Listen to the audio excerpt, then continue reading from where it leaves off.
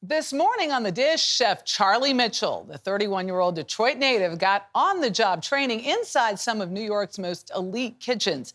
Now he's at the helm of his own restaurant, Clover Hill, which this month earned a Michelin star for the second year in a row. Mitchell's just the second black chef in the U.S. and the first in New York City to receive a star. As the prestigious guide puts it, restaurants 5 times as large wish they could do what Clover Hill does from its postage stamp of a kitchen. Inside his cozy kitchen, I think it's good.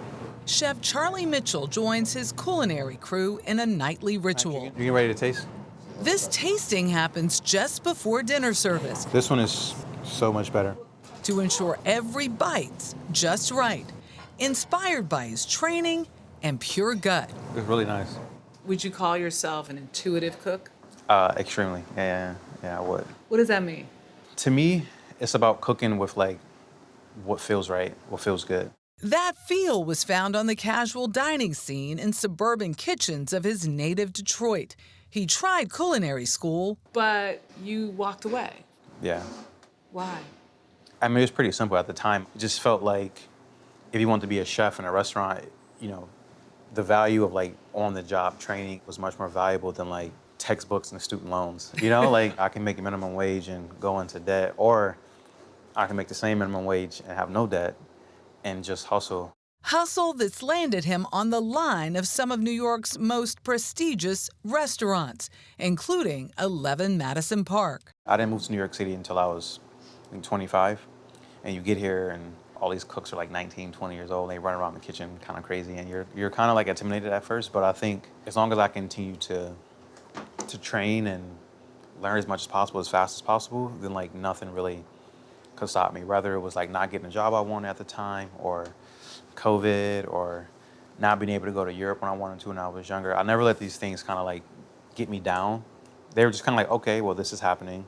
What's next? How do we continue to move forward? Because without any of that, you wouldn't be right here. Exactly. Yeah. Here is Clover Hill in Brooklyn Heights, where he took over as executive chef and partnered with Clay Castillo. Just 8 months later, the culinary school dropout was awarded a coveted Michelin star. What did that feel like? I mean, it's hard to describe. As a chef, I was just like relieved. Relieved? Yeah. What do you Extremely. mean? Why relieved, not ecstatic, not excited? Coming from Detroit, like, no one understood the world of fine dining. I barely did at that time. The road to success was very cloudy, and it was hard to articulate to people who didn't understand the restaurant industry. So I say relief because finally when that moment happened and the restaurant was on a platform, and it kind of stamped me as like, okay, cool, like maybe everyone now will understand what I'm doing. Earlier this month, Clover Hill retained that star once again. What was the expectation or the feeling for the second time? Well, I think it's just about the restaurant itself being here to stay in New York City. It wasn't a one-off. Yeah, It wasn't exactly. a blip. Right. It's a thing. Yeah, exactly. What's down there? We invited ourselves down to where the magic happens, to the meat of his operation. Here's the team. Hi, team. A prep room beneath a 26-seat dining room where most of the delicacies he serves are engineered. We start with Murasaki sweet potato. I wanted the first bite to be to highlight vegetables. And a nori crustat, grilled lobster salad topped with marinated salmon roe. Why in fine dining do the portions get so small? Yeah. What is that about? They do. I think it's more about trying to create the perfect bite. And also, sometimes you want to leave people wanting a little bit more.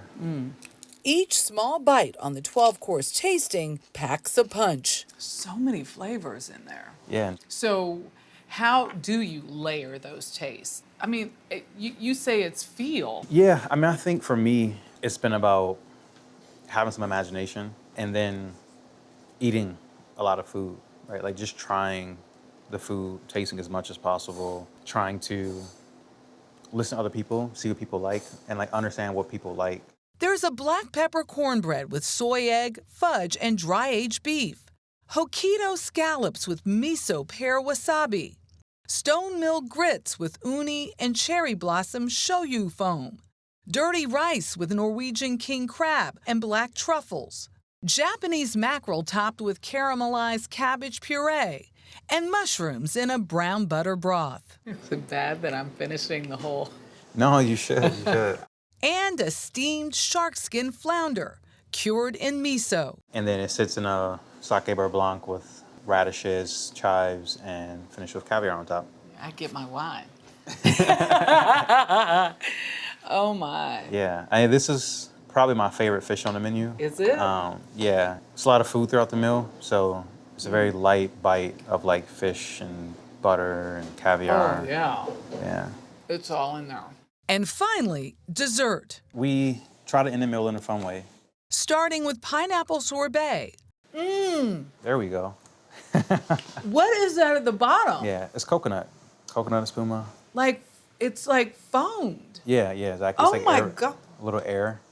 And a trifecta of sweets, along with house-made vanilla madeleines. That's ready to go. And these are ready to go.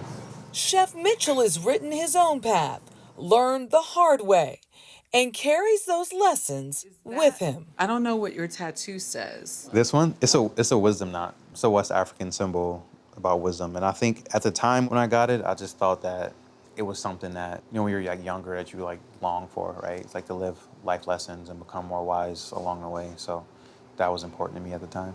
Have you become wise? Sometimes I don't think so, but other times when I'm like hearing like my cooks talk about life, they're like 23, 22, I'm like, wow, like I've come a really long way.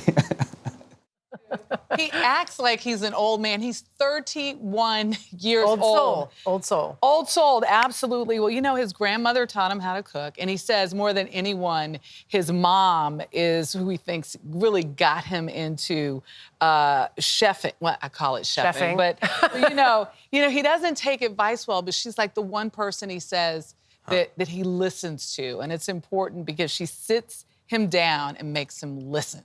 Vanilla Madelines. What do we have here? Vanilla Madelines. Thank you for these. They're so good. These are the best. I will take a bite of this. It really is a great Madeline. Good. Madison it freshly baked. Can't wait to go visit.